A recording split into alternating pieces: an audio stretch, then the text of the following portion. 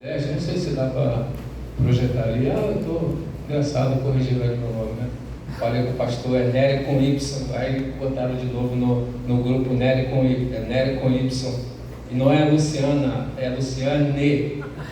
A gente tem essas batalhas aí. Pastor Josias Barros. Não sei se dá para colocar o texto, irmão. Marcos capítulo 10, versículos 46. Recentemente ouvimos uma mensagem desse texto aqui também. Marcos capítulo 10, versículos 46 até o versículo 52. E vieram para Jericó, e saindo ele de Jericó com seus discípulos, uma grande multidão, Bartimeu, o cego, filho de Timeu, estava sentado junto do caminho, mendigando. E ouvindo que era Jesus de Nazaré, começou a clamar e a dizer: Jesus, filho de Davi, tem misericórdia de mim. E muitos o repreendiam para que se calasse, mas ele clamava cada vez mais: Filho de Davi, tem misericórdia de mim.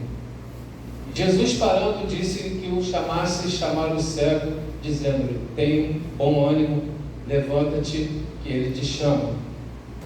E ele, lançando de si a sua capa, levantou-se e foi ter com Jesus.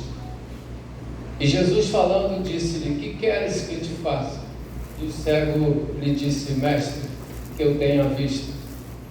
E Jesus lhe disse: Vai, a tua fé te salvou. E logo viu e seguiu a Jesus pelo caminho.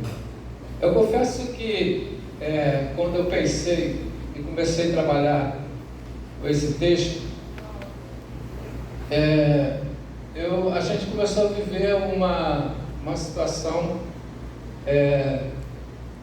não esperada na minha família, na minha casa.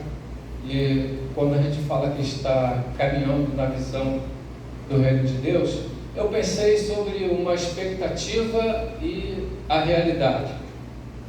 E eu falei, às vezes, eu acredito que tem certas coisas que Deus compreende a gente.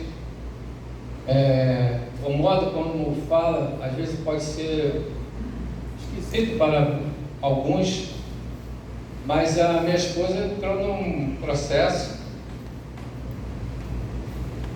de tratar com a visão, né?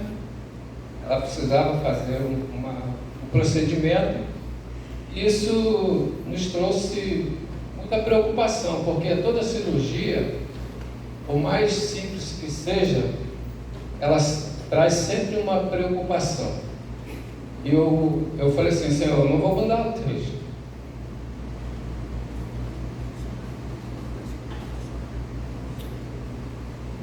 Como o cego pede misericórdia, eu falei: Senhor, tem misericórdia. Eu não quero mudar o texto. E eu como se eu estivesse falando assim, e Deus estivesse me tratando, eu falei assim: Senhor, vê lá o que o Senhor vai fazer comigo. Parece estranho para muitos, mas eu vejo, Deus conhece a nossa estrutura, conhece os nossos corações. Porque muitas vezes Deus não está preocupado com o nosso falar bonito, mas a gente apresentar a Ele aquilo que está em nossos corações. Eu falei assim: Senhor, eu quero continuar a confiar que o Senhor está cuidando da minha esposa, e eu quero continuar a confiar, e o Senhor responde as orações, porque eu coloquei no grupo, pedi ajuda, os irmãos me ajudaram também em oração, e eu postei lá no grupo agradecendo a Deus pelo resultado, que foi um milagre de Deus. E quando a gente pensa sobre expectativa, eu pensei: mas o que viria a ser? A situação de quem espera por alguma coisa aconteça em determinado momento, um desejo intenso por alguma coisa. A palavra vem do latim, que significa a espera de. São esperanças que depositamos na construção de um futuro mais feliz. Por exemplo, quando você está se candidatando a um emprego, a sua expectativa é de trabalhar naquela empresa, de ser contratado. Quando a gente pensa no critério de cuidar da nossa educação, a sua expectativa de entrar numa faculdade é algo que você está esperando que isso realmente aconteça. Mas existe a realidade.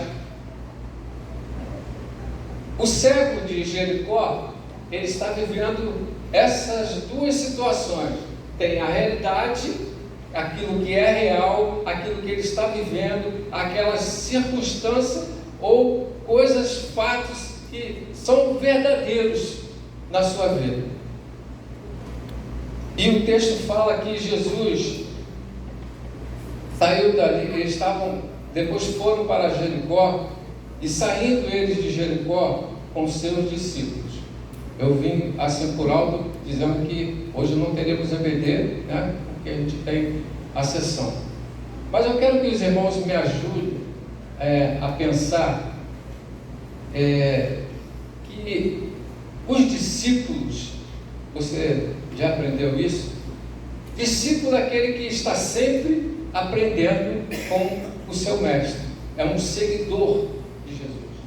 É um discípulo, é um seguidor de um professor.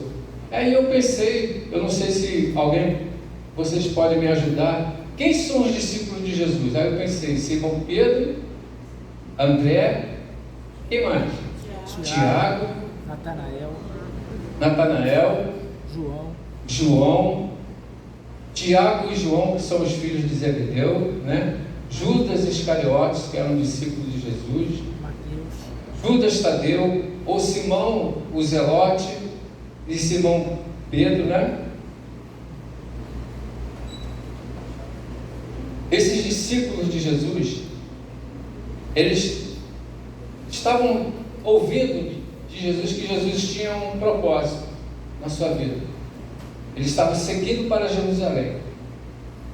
Ele estava seguindo para Jerusalém com a finalidade de que ele já tinha declarado para os seus discípulos que ele ia sofrer, que ele ia ser preso, que ele ia ser julgado, que ele ia ser condenado à morte de cruz. Mas ele disse que iria ressuscitar no terceiro dia. Eu não sei como é que os discípulos estão seguindo o Mestre e em seus corações, o que está passando nos seus corações? A gente está seguindo uma pessoa que está dizendo que vai morrer, que vai ser crucificado, que vai ser julgado, que vai ser condenado. Ele disse que vai voltar no terceiro dia. Os discípulos e muitos seguidores de Jesus, eles tinham muitas dificuldades de entender os planos de Deus. Nós não somos diferentes. Às vezes a gente olha para o texto dos evangelhos e cada evangelista ele coloca um detalhe a mais na sua narrativa, e muitas vezes a gente também está caminhando dessa forma. A gente não consegue compreender o plano de Deus, os propósitos de Deus, e às vezes queremos jogar tudo para o alto. Diz o texto, e você há de concordar comigo, e os discípulos e aquela multidão, quando aquele cego começa a pedir misericórdia a Jesus, ele foi o quê? Repreendido. Ali estavam Pedro, Tiago, André, João, Mateus, Judas, ali estava André, ali estava Natanael, ou alguns evangelistas chamam de Bartolomeu, ali estava Tomé, e aquele homem está clamando, pedindo misericórdia a Deus. E disseram para aquele cego assim: cala a sua boca, em outra versão. Ah, meus irmãos, isso acontece inúmeras vezes nas nossas vidas. Ano de pandemia foi um ano muito difícil. A gente, na nossa família, acredito que muitas pessoas tiveram dificuldade, perdas nesse período da pandemia. A minha esposa estava internada em Nova Iguaçu, um hospital que foi, na época, foi construído justamente só para essa finalidade, para tratar de pessoas com Covid. E a minha oração era só essa: Senhor, tem misericórdia, porque o estado que ela estava, só misericórdia de Deus. Mas eu pedi a Deus que Deus fizesse conforme a sua vontade. Mas enquanto eu estou orando, alguém chega para mim e fala assim: você deveria ter colocado ela, levado ela para o Lourenço Jorge. Como que eu entendi naquele momento, é como se eu tinha que calar a minha boca. Ela foi para o Hospital Ricardo Cruz, em Nova Iguaçu. Você deveria ter levado ela para o Lourenço Jorge. Eu falei assim: irmã, o Deus que está no Ricardo Cruz é o mesmo Deus que está no Lourenço Jorge. Eu quero continuar, Senhor, firme nesse propósito. Senhor, tem misericórdia de mim. Tem misericórdia de mim. Tem misericórdia de mim. Vão falar para você em muitas situações para você fazer isso. Você deveria ter feito isso. Você deveria ter feito aquilo. Você deveria ter feito dessa forma. Você deveria ter feito daquela maneira. Ah, meus irmãos, é muito complicado na vida daquele cego. É só ele que compreende o que ele precisa. Ele entendia o que ele estava precisando. Ele ouve que está acontecendo alguma coisa naquela região. E será que aquelas pessoas que estão ali seguindo a Jesus estavam seguindo junto com os seus discípulos? Será que realmente estavam com o propósito, com a finalidade de servir, de seguir o Mestre? Ou estavam ali pelo fato de Jesus multiplicar os pães?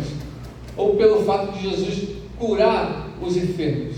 Ou pelo fato de Jesus fazer um milagre como ele fez no Caná da Galileia? Existem milhares de pessoas que estão dentro das igrejas assim, interessados naquilo que Jesus fez e faz, mas não estão preocupados, não estão com o propósito, a finalidade de seguir o Mestre. Jesus falou assim: no mundo tereis aflições. Jesus não chama ninguém para a boa vida. Jesus não chama ninguém para ficar apenas deitado numa rede curtindo o dia. Jesus nos chama para pregar a sua palavra, porque conforme ele prometeu que iria ressuscitar aqui no terceiro dia, e a promessa que ele fez quando ele foi aos céus, de que ele vai voltar e vai buscar a sua igreja. A gente precisa confiar nisso. Nós precisamos continuar confiando nessa promessa de que ele vai voltar. Será que aquelas pessoas realmente que estavam ali naquela multidão estavam com a sua vida ajustada com Deus? Há situações que a gente precisa ouvir a voz de Deus, ouvir a voz do Senhor, porque existem pessoas que não estão compreendendo, irmãos, não estão compreendendo aquilo que Deus está fazendo, aquilo que Deus vai fazer na sua vida, não estão acreditando mais, não estão levando isso a sério. porque aquele homem está clamando pela misericórdia de Deus, e ele recebe uma palavra: cale a sua boca. E a gente fica cercado de pessoas assim, que não compreende por que ele continua louvando a Deus, por que ele continua indo para a igreja, por que ele continua insistindo com esse negócio de buscar a Deus em oração, de servir ao Senhor. Tem pessoas que não compreendem isso, não compreendem esse negócio. Você passa por lutas, você passa por vitória, mas você começa a fazer como essa menina fez aqui. Começa a dizer que o deserto é onde eu estou aprendendo com Deus, estou caminhando com Deus, e eu consigo compreender que Ele está cuidando de mim. Ele está cuidando de mim. Eu sei que tem muitas pessoas que não conseguem entender isso, não conseguem compreender, porque essas pessoas ainda não estão com as suas vidas ajustadas com Deus. Precisa ter uma vida ajustada com Deus para compreender aquilo que Ele vai fazer, aquilo que Ele está fazendo na sua vida, na nossa vida, na nossa casa, na nossa família. Porque Paulo vai escrever aos Coríntios, ele fala que o homem natural não consegue compreender as coisas espirituais, porque essas coisas é loucura para os homens entender isso. Mas o espiritual, ele consegue compreender que Deus está cuidando de mim, Deus está nesse negócio, e ele está dizendo, como que eu faria assim: Deus, vê lá o que o Senhor vai fazer para mim. Eu acredito que ele tenha falado assim: ó, deixa comigo, você não entregou a mim? Deixa comigo, eu vou cuidar. Mas o texto me chama a atenção quando ele fala assim, que Bartimeu, não fala, os evangelistas não dizem quem era Bartimeu, mas dá a entender que é filho de Timeu. Não fala sobre os seus descendentes, não fala sobre a sua família, mas para o Senhor da história, ele conhecia o seu nome. Ele conhecia o seu nome. Você pode observar desde o Antigo Testamento que Deus, quando fala com o homem, Ele chama pelo seu nome. E Jesus, que é o Senhor da história, conhecia o nome daquele moço. Talvez poderia se chamar Marcos ou Lucas, João, mas o Senhor da história conhece o seu nome. Existe uma grande multidão na vida de Bartimeu, que era uma realidade. Uns buscavam Jesus por alguma razão, como eu já falei aqui, era uma realidade. Outros porque tinham vontade de seguir a Jesus, mas não tinham uma mente aberta, era uma realidade. Mas ele percebe algo que era uma expectativa na vida de Bartimeu. Ele ouve um barulho, ele ouve um som, e ele percebe que tem alguma coisa diferente acontecendo naquela cidade. Eu não sei que som você anda escutando, mas muitas vezes nós escutamos, hoje a gente tem a facilidade, é muito fácil hoje de você sintonizar uma rádio e você sintonizar perfeitamente aquela rádio, mas você começa a caminhar, você percebe que alguns ruídos impedem que você ouça aquela rádio perfeitamente.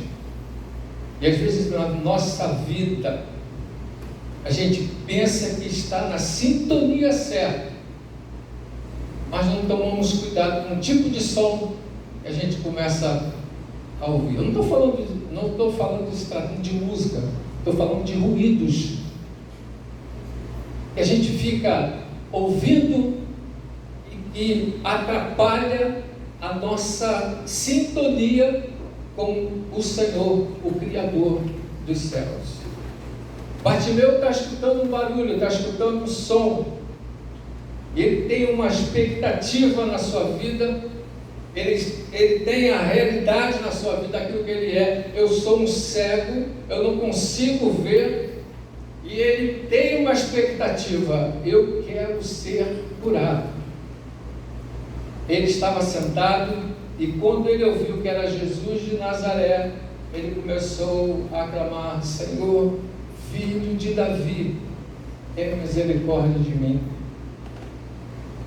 Eu acredito que Bartimeu ficou feliz, ficou entusiasmado, pensou: é agora, é o meu momento, porque só Jesus é a solução. Sabe, tem momentos na nossa vida que a gente precisa entender que esse é o momento de estar bem pertinho dele, do Pai, e pedir: Senhor, cuida de mim. Quando ele fala, chama Jesus de Nazaré, tratava-se de uma cidade que era por muitos considerada como uma cidadezinha, pode ser que, comparando, eu sou lá do Rio de Janeiro, mas quando ele usa a expressão filho de Davi, ele reconhece Jesus como o Messias, aquele que foi enviado por Deus. E ele começa a clamar, a gritar: Jesus, filho de Davi, tenha misericórdia de mim. Existe um momento na nossa vida que a gente dobra os nossos joelhos e ora ao Senhor.